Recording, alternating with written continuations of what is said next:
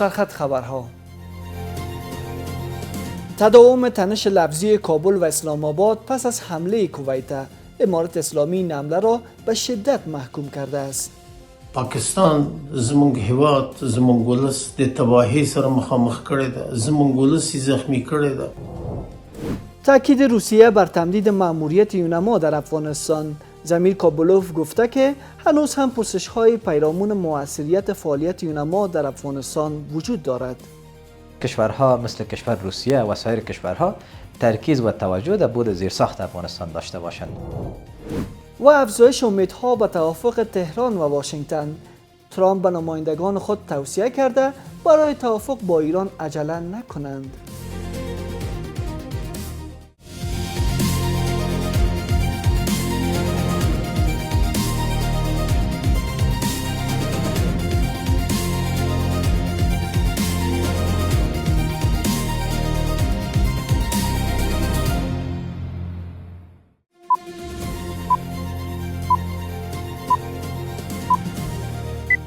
درود بر شما. به این ساعت میز خبر از آفاق خوش آمدید. امروز دوشنبه 4 جوزای 1405 هجری خورشیدی است که مصادف است با 25 می 2026 میلادی. من فردین سیدی هستم. مشروع خبرها.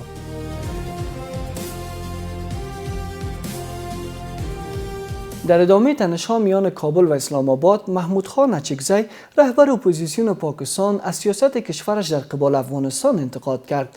در همین حال آصف درانی نماینده ویژه پیشین پاکستان برای افغانستان از واکنش امارت اسلامی به حمله اخیر در شهر کویت انتقاد کرده است. انایتا اندر با شرح بیشتر.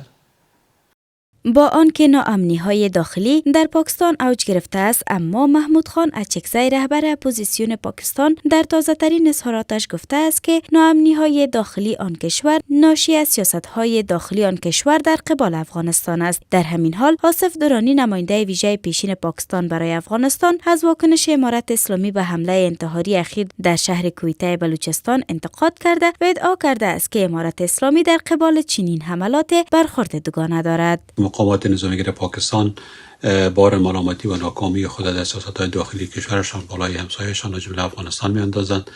آگاهی هم کشور هندوستان را ملامت می‌کنند، در حالی که حکومت نظامیگران پاکستان بر همه دنیا ثابت شده که خودشان با اتخاذ تصامیم نادرست و سیاست‌های نادرست در قبال مردم خودش باعث به وجود آمدن فضای ناامن در داخل پاکستان و بحران‌های بسیار عمیق سیاسی، اقتصادی و نظامی و امنیتی در داخل کشورشان شد. با این حال شمار از آگاهان با اشاره به تناقض دیدگاه مقامات پاکستان میگویند که سیاست‌ها و اقدامات اسلام آباد در قبال کابل در طول سالها پیامدهای منفی و خسارات گسترده بر جا گذاشته است. به گفته آنان با وجود این وضعیت واکنش مؤثر و بازدارنده از سوی جامعه جهانی دیده نشده و تاکید میکنند که اظهارات مقام‌های پاکستان ناپایدار و دوگانه است. پالیسیش همواره فقط تربیه گروه‌های تروریستی بوده در پاکستان. یعنی شما می تاریخ پاکستان ببینین، یعنی یک بخش عمده پالیسی پاکستان فقط تربیت گروه های تروریستی بوده و صدور ازی به جای دیگه و به اصطلاح از این ناحیه یعنی درآمد کسب کردن، از یک طرف تروریستا را تربیت کردن و از طرف دیگه زیر نام به اصطلاح جلوگیری از تروریسم یعنی از دنیا امکانات به دست آوردن. پاکستان زمونږ هیواد زمونږ ولس د تباهی سره مخامخ کړی ده، زمونږ ولس زخمی کړی ده. نو دغه دردسرونه، هغه جنجالونه چې پاکستان زمونږ د ولس سره ترسره کوي او د تعصب ځای ده چې نړیوال هیوادونه د دغه جنایتکار هیواد پر وړاندې هیڅ غبرګون نه ښکاره کوي. نو د دې لپاره د دوی په خبرو باندې باور کول او اعتماد کول ستر اشتباه ده. مننه. این در حال است که در حمله انتحاری بر یک قطار حامل نیروهای نظامی در شهر کویته ایالت بلوچستان پاکستان دست کم 24 تن کشته و بیش از 50 تن دیگر زخمی شدند. امارت اسلامی همچنان این حمله را محکوم کرده و مراتب غمشریکی و تسلیت خود را با خانواده‌های قربانیان این رویداد ابراز داشته است. زمیر کابلوف نماینده ویژه رئیس جمهور روسیه در امور افغانستان میگوید که روسیه انتظار دارد مأموریت هیئت معاونت سازمان ملل متحد در افغانستان تحت شرایط خاصی تمدید شود. کابلوف در مصاحبه با یک روزنامه روسی گفته که هنوز هم پرسش‌های پیرامون موثریت فعالیت‌های نما در افغانستان وجود دارد. باز هم آنایتا اندر با شرح بیشتر.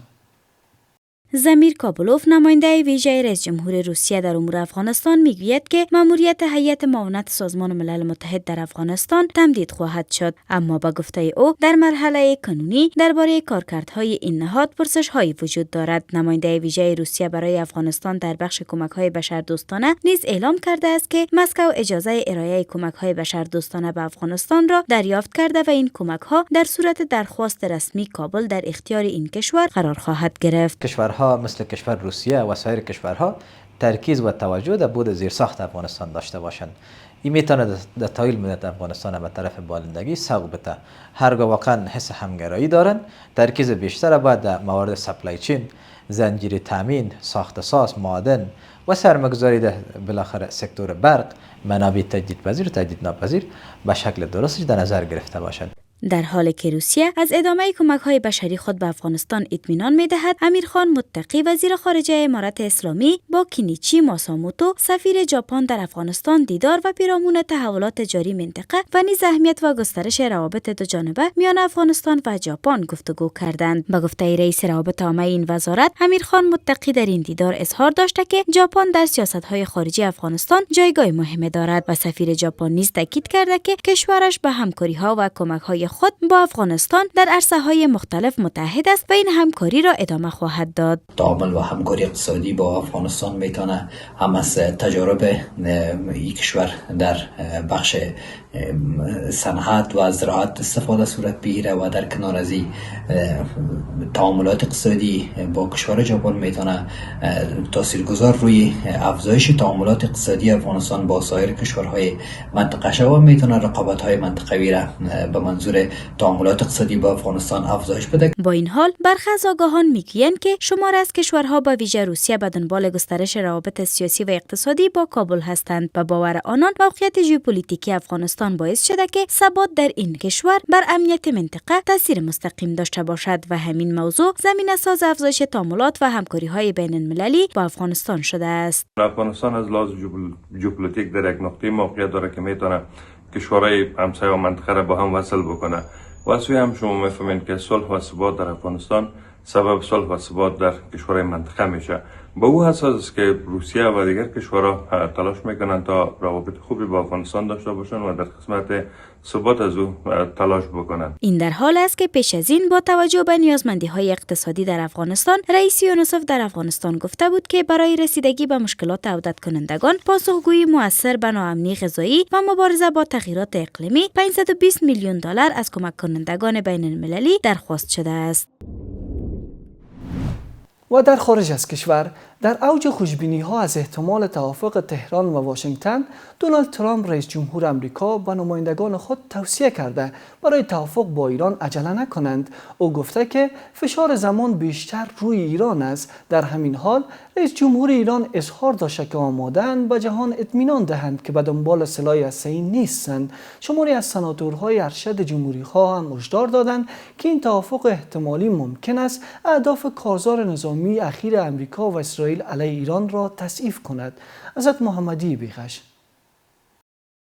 در چند روز اخیر تنش‌های لفظی میان تهران و واشنگتن فروکش کرده و نشانه‌هایی از توافق میان دو کشور به چشم می‌خورد. اظهارات اخیر مقامات دو کشور حکایت از نزدیکتر شدن دو طرف به توافق برای پایان جنگ دارد. دونالد ترامپ رئیس جمهور آمریکا اعلام کرده است که برای رسیدن به توافق با ایران عجله ندارد و محاصره بحری آمریکا علیه کشتی‌های ایرانی در تنگه هرمز تا زمان امضای نهایی توافق همچنان ادامه خواهد داشت. او گفته که هر دو طرف باید با دقت و حوصله روند مذاکرات را پیش ببرند. رئیس جمهور آمریکا بار دیگر از توافق برجام که در زمان دولت اوباما امضا شده بود انتقاد کرد و گفت که این بار هر دو طرف باید سر فرصت تصمیم درست را بگیرند. به نمایندگان امریکایی دستور دادم تا بدون شتاب زدگی گفتگوها را دنبال کنند. محاصره کشتی‌های ایرانی در تنگه هرمز تا زمانی که توافق تایید و امضا نشود پابرجا خواهد ماند. همچنین مارکو روبیو وزیر خارجه امریکا گفته که توافق میان تهران و واشنگتن در حال پیشرفت است و ترامپ عجله برای رسیدن به توافق ندارد. او گفت که همکنون یک پیشنهاد کاملا محکم برای رسیدن به توافق دارند که با باز شدن تنگه هرمز می توانند وارد مذاکره بسیار واقعی، مهم و با محدودیت زمانی در مورد مسائل هسته‌ای شوند. این طرح در خلیج فارس و در سطح جهان نیز حمایت زیادی دارد و هر کشوری که ما با آنها ارتباط داریم می‌داند که این نه تنها بسیار منطقی است بلکه کار درستی است که جهان باید انجام دهد. ترامپ قرار نیست توافق بدی انجام دهد، بنابراین بیایید ببینیم چه اتفاقی می‌افتد. ما قبل از بررسی گزینه دیگر به دیپلماسی هر فرصتی برای موفقیت می‌دهیم. در تهران مسعود پزشکیان رئیس جمهور ایران همزمان با افزایش امیدواری‌ها به توافق میان تهران و واشنگتن گفته که کشورش آماده است به جهان اطمینان دهد که به دنبال سلاح هسته‌ای نیست. در دوران امام شهیدمان اعلام کردیم، اکنون نیز اعلام میکنیم که آمادگی داریم به جهان اطمینان دهیم که به دنبال سلاح هسته‌ای نیستیم، به دنبال نارامی در منطقه نیستیم. آن که به دنبال نارام کردن منطقه است رژیم اسرائیل است که نقشه اسرائیل بزرگ را دنبال میکند. توافق احتمالی تهران و واشنگتن در داخل امریکا با انتقاد مواجه است. شماری از سناتورهای ارشد جمهوری‌خواه به شدت از این توافق انتقاد کرده و هشدار دادند که این توافق احتمالی ممکن است اهداف کارزار نظامی اخیر امریکا و اسرائیل علیه ایران را تضعیف کرده و موقعیت منطقه‌ای تهران را تقویت کند. افزایش نشانه‌های نرمش میان تهران و واشنگتن امیدها به دستیابی دو طرف و توافق تازه بر سر پرونده هسته‌ای و کاهش تنش‌ها را بیشتر کرده است.